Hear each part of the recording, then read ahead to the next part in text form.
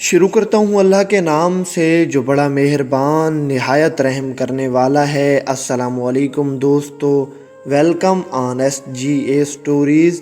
منصب ولایت پر غوث الاعظم کی مہر۔ روایت ہے کہ حضرت شاہ ہاشم رحمۃ اللہ علیہ نے اپنے رسالہ میں اس طرح درج کیا ہے کہ جب باری تعالیٰ اپنے کسی بندے کو ولی بنانا چاہتا ہے تو حکم فرماتا ہے، اسے میرے پیارے حبیب علیہ الصلاۃ والسلام کے دربار گوہربار میں حاضر کرو۔ جب حضور نبی کریم علیہ الصلاۃ والسلام کے دربار قدسیہ میں حاضر کیا جاتا ہے تو آپ حکم فرماتے ہیں کہ اسے میرے پیارے بیٹے سید عبد القادر کے پاس لے جاؤ تاکہ وہ دیکھیں یہ منصب ولایت کے لائق بھی ہے یا نہیں۔ پھر غوث اعظم کے دربار قدسیہ میں پیش کیا جاتا ہے۔ اگر آپ اس کو منصب ولایت کے لائق سمجھتے ہیں تو اس کا نام دفتر محمدیہ میں لکھ کر مہر لگا دیتے ہیں۔ پھر اسے نبی کریم علیہ الصلاۃ والسلام کی بارگاہ رسالت میں پیش کیا جاتا ہے اور غوث الاعظم کی چٹھی کے مطابق بحکم رسالت مآب صلی اللہ علیہ وآلہ وسلم لکھا جاتا ہے اور ولایت کی خلت سے بھی آگاہ کیا جاتا ہے جو غوث اعظم کے دست اقدس سے عنایت کی جاتی ہے، اور وہ شخص اسے پہن لیتا ہے اور عالم غیب اور شہادت میں مقبول اور مسلم ہو جاتا ہے، اور اس عہدہ پر حضور غوث الاعظم قیامت تک فائز رہیں گے، اور اس مقام میں آپ کا کوئی ثانی اور شریک نہیں ہے۔ ہر وقت اور ہر زمانہ میں آپ سے غوث، قطب اور جمیع اولیاء کرام فیض حاصل کرتے رہتے ہیں۔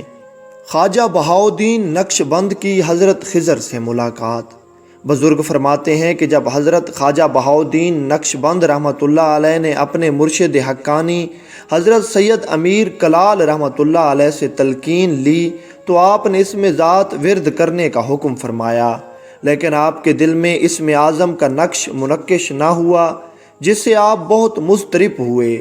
اسی حالت اضطراب میں جنگل کی طرف چل نکلے۔ راستے میں حضرت خضر علیہ السلام سے ملاقات ہوئی۔ آپ نے استقبال کیا اور سلام عرض کیا۔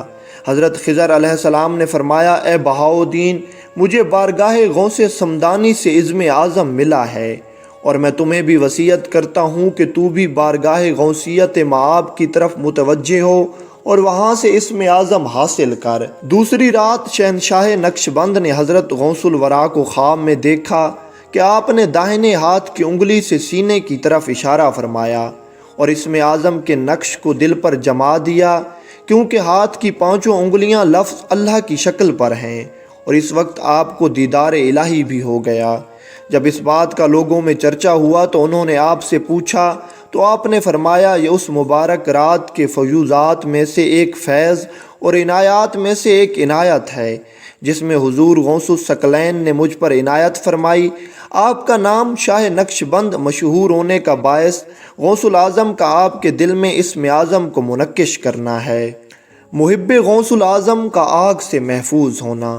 میاں عظمت اللہ بن قاضی عماد فرماتے ہیں کہ شہر برہان پور میں ایک مالدار آتش پرست ہندو رہتا تھا جس کا گھر ہمارے گھر سے ملا ہوا تھا، مگر حضرت محبوب سبحانی شیخ عبد القادر جیلانی قدس سرہ النورانی کا بہت معتقد تھا، خود کو حضرت کا مرید سمجھتا تھا، ہر سال قسم قسم کے کھانے پکاتا اور اسے لوگوں میں تقسیم کرتا اور مشعلوں کو روشن کرتا اور مجلس کو طرح طرح کی زینتوں سے سجاتا اور خوشبوؤں سے مزین و معطر کرتا۔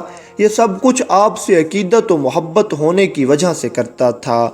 جب وہ فوت ہوا تو ہندوؤں نے مرگھٹ میں بہت سی لکڑیاں جمع کر کے ان پر گھی ڈالا اور اس کو لکڑیوں میں رکھ کر آگ لگا دی۔ قدرت خداوندی کی مہربانی سے آگ نے اس کا ایک بال بھی نہ جلایا۔ جب ہندوؤں نے یہ دیکھا تو آپس میں طرح طرح کے مشورے کرنے لگے۔ آخر اس بات پر متفق ہوئے کہ اسے بہتے پانی میں پھینک دیا جائے۔ جب اسے پانی میں ڈال دیا تو حضرت محبوب سبحانی غوث سمدانی شیخ عبد القادر جیلانی رحمۃ اللہ علیہ ایک بزرگ کو خواب میں آتے ہیں اور آپ فرماتے ہیں، فلاں ہندو میرا روحانی فرزند ہے جس کا نام اولیاء رحمان کے نزدیک سعد اللہ ہے، اسے غسل دے، اس کی تجہیز و تکفین کر دے اور جنازہ بھی خود ہی پڑھا۔ بے شک اللہ تعالیٰ نے مجھ سے عہد کیا ہے کہ تیرے مریدوں کو میں دنیا و آخرت کی آگ سے محفوظ رکھوں گا اور ان کا دنیا میں ہی خاتمہ بالخیر کروں گا۔ اس نعمت پر اللہ تعالیٰ کا بے حد شکر ہے۔ اسرائیل علیہ السلام سے ارواح کا چھیننا۔ حضرت محبوب سبحانی، قطب ربانی، غوث سمدانی، حضرت شیخ عبد القادر جیلانی خود سرہ النورانی کا ایک خادم انتقال کر گیا۔ اس کی بیوی آہوزار کرتی ہوئی آپ کی بارگاہ میں حاضر ہوئی اور عرض کرنے لگی، حضور میرا خاوند زندہ ہونا چاہیے۔ آپ نے مراقبہ فرمایا اور علم باطن سے دیکھا، اسرائیل علیہ السلام اس دن کی تمام ارواح قبضے میں لے کر آسمان کی طرف جا رہا ہے۔ تو آپ نے اسرائیل سے کہا، ٹھہر جائیں اور مجھے میرے فلاں خادم کی روح واپس کر دیں۔ تو اسرائیل نے جواب دیا کہ میں ارواح کو حکم الہی سے قبض کر کے اس کی بارگاہ الہیہ میں پیش کرتا ہوں۔ یہ کیسے ہو سکتا ہے کہ میں اس شخص کی روح تجھے دے دوں جس کا حکم الہی قبض کرنے کا ہے؟ آپ نے اصرار کیا مگر ملک الموت نہ مانے، اور ان کے ہاتھ میں ایک ٹوکری تھی جس میں اس دن کی ارواح مقبوضہ تھی۔ پس قوت محبوبیت سے آپ نے ان سے وہ ٹوکری چھین لی، تو ارواح متفرق ہو کر اپنے اپنے بدنوں میں چلی گئیں۔ اسرائیل علیہ السلام نے اپنے رب سے مناجات کی اور عرض کیا، الہی تو جانتا ہے جو میرے اور تیرے محبوب عبد القادر کے درمیان گزری، اس نے مجھ سے آج کی تمام مقبوضہ ارواح چھین لی ہیں۔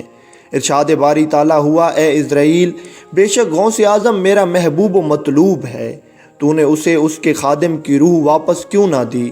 اگر ایک روح واپس دے دیتے تو اتنی روحیں ایک روح کے سبب کیوں واپس جاتیں؟ ایک عورت کے بچے کا واقعہ۔ ایک عورت کا بچہ دریا میں ڈوب کر جاں بحق ہو گیا۔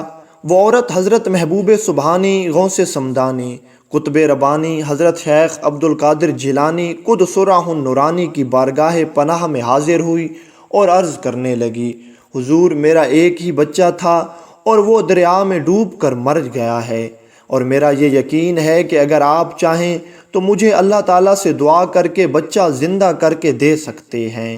حضور غوث اعظم رحمۃ اللہ علیہ نے فرمایا، تو اپنے گھر واپس چلی جا، تجھے تیرا بچہ مل جائے گا۔ وہ گھر گئی مگر بچہ نہ ملا۔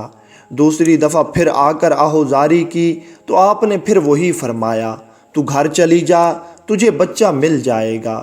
وہ گھر گئی مگر بچہ نہ مل سکا۔ پھر تیسری دفعہ روتی پیٹتی آئی، آپ نے مراقبہ کیا اور اپنے سر مبارک کو ہلایا، پھر سر مبارک اٹھا کر فرمایا، گھر چلی جا، تجھے تیرا بچہ گھر میں ہی مل جائے گا۔ جب وہ تیسری بار گھر آئی تو اس کا بچہ اس کے جانے سے پہلے ہی گھر میں موجود تھا۔ اس طرح حضور غوث اعظم کی دعا کو اللہ تعالیٰ نے قبول کیا اور ایک روتی ہوئی ماں کو اس کا بچہ واپس مل گیا، لڑکی سے لڑکا بن گیا۔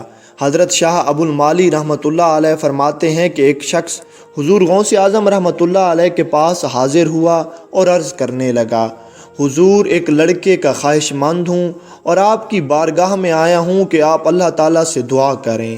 حضور غوث اعظم نے ارشاد فرمایا کہ تم اپنے گھر چلے جاؤ، اللہ تعالیٰ اچھا کرے گا، اللہ تعالیٰ ضرور تمہارے حق میں بہتر فرمائیں گے۔ اور یہ کہہ کر آپ نے دعا بھی کر دی۔ حضور غوث اعظم نے ارشاد فرمایا کہ میں نے بارگاہ الہی میں دعا کی ہے کہ اللہ تعالیٰ تجھے وہ چیز عطا فرمائے جس کا تو طالب ہے۔ وہ شخص روزانہ آپ کی بارگاہ میں حاضری دینے لگا۔ مشیت ایزدی سے اس کے ہاں لڑکی پیدا ہوئی۔ وہ شخص لڑکی کو لے کر بارگاہ غوثیت میں حاضر ہوا اور عرض کیا، حضور میں نے تو لڑکے کی تمنا کی تھی اور یہ تو لڑکی ہے۔ محبوب سبحانی خود سرہ النورانی نے فرمایا، اسے لپیٹ کر اپنے گھر میں لے جاؤ اور پردہ غیب سے کرشمہ الہی دیکھو۔ وہ آپ کے ارشاد کی تکمیل کرتا ہوا لڑکی کو لپیٹ کر گھر لے آیا اور دیکھا تو لڑکی کے بجائے لڑکا نظر آیا۔ حضرت شیخ نجیب الدین سہروردی رحمۃ اللہ علیہ فرماتے ہیں کہ ایک مرتبہ میں شیخ حماد بن مسلم دباس کی خدمت میں حاضر ہوا تو حضور غوث اعظم رحمۃ اللہ علیہ بھی وہاں موجود تھے۔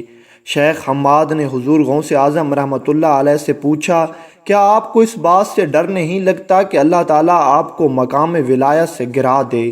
تو حضور غوث اعظم رحمۃ اللہ علیہ نے اپنا ہاتھ مبارک شیخ حماد کے سینے پر رکھا اور فرمایا، اے حماد دل کی آنکھ سے دیکھ کہ ہمارے ہاتھ پر کیا لکھا ہوا ہے۔ شیخ حماد نے مراقبہ کیا اور پھر آپ رحمۃ اللہ علیہ نے اپنا ہاتھ اٹھایا اور اس کو دکھایا تو شیخ حماد کہنے لگا کہ آپ رحمۃ اللہ علیہ کے ہاتھ پر لکھا ہوا ہے، بے شک اللہ تعالیٰ نے حضور غوث اعظم رحمۃ اللہ علیہ سے 70 بار وعدہ کیا ہے، ہم تمہیں مرتبہ ولایت سے نہیں گرائیں گے۔ اس کے بعد شیخ حماد رحمۃ اللہ علیہ نے فرمایا، بے شک اب اس کے بعد آپ کو کوئی ڈر نہیں ہونا چاہیے۔ حضور غوث اعظم رحمۃ اللہ علیہ نے 2 مرتبہ فرمایا، بے شک یہ اللہ تعالیٰ کا فضل ہے، وہ جسے چاہے عطا کر دیتا ہے، اور یہ اس کا فضل عظیم ہے۔ حضرت شیخ عارف ابو محمد شاور سبتی رحمۃ اللہ علیہ فرماتے ہیں کہ ایک مرتبہ میں بغداد شریف میں حضور غوث اعظم رحمۃ اللہ علیہ کی زیارت کے لیے حاضر ہوا۔ میں کچھ عرصہ آپ رحمۃ اللہ علیہ کے پاس رہا، اور پھر ایک دن میں نے آپ رحمۃ اللہ علیہ سے مجاہدہ کے لیے مصر جانے کی اجازت طلب کی۔ آپ رحمۃ اللہ علیہ نے اجازت بھی دے دی اور ساتھ میں فرمایا، اے عارف، راستے میں کسی سے کچھ بھی مانگنا مت، نہ کچھ کسی سے لینا، اور یہ کہہ کر آپ رحمۃ اللہ علیہ نے اپنی 2 انگلیاں میرے منہ میں ڈال دیں۔ شیخ عارف ابو محمد شاور سبتی رحمۃ اللہ علیہ فرماتے ہیں کہ میں نے ان انگلیوں کو چوسا اور بغداد سے مصر کی طرف روانہ ہو گیا۔ بغداد سے مصر تک اچھا خاصا سفر تھا۔ میں نے وہ سفر طے کیا اور نہ راستے میں کچھ کھایا نہ پیا، لیکن مصر پہنچنے کے بعد میری صحت پہلے سے زیادہ کہیں بہتر تھی۔ شیخ قطب الدین اشرف رومی رحمۃ اللہ علیہ نے اپنی کتاب میں لکھا ہے، حضور غوث اعظم رحمۃ اللہ علیہ نے فرمایا کہ میرا مرید چاہے کتنے ہی دور ہو، مشرق اور مغرب چاہے مجھ سے کتنے ہی فاصلے پر ہو، میرا ہاتھ ہمیشہ میرے مرید کے سر پر ہوتا ہے۔ اگر میرا مرید نیک نہ بھی ہو تو بھی میں اس کے لیے کافی ہوں، اور اگر کبھی وہ ننگا ہو جائے، یعنی کسی خطا کا مرتکب ہو جائے، تو میں اللہ تعالیٰ سے دعا کر کے اس کے گناہ کی معافی لے لیتا ہوں۔ بروز قیامت میں دوزخ کے دروازے پر کھڑا ہو جاؤں گا اور اپنے کسی بھی مرید کو اندر داخل نہیں ہونے دوں گا۔ اللہ تعالیٰ نے مجھ سے وعدہ کیا ہے کہ میں آپ کے کسی بھی مرید کو جہنم میں داخل نہیں کروں گا، اور منکر نکیر نے بھی مجھ سے وعدہ کیا ہے کہ ہم آپ کے مرید کو قبر میں نہیں ڈرائیں گے۔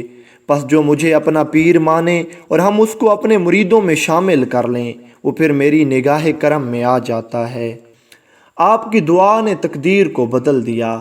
حضرت شیخ حماد کی خدمت میں ایک ابو المظفر نامی شخص حاضر ہوا اور عرض کیا، جناب، میرا ارادہ ملک شام کی طرف سفر کرنے کا ہے، اور میرا قافلہ بھی تیار ہے۔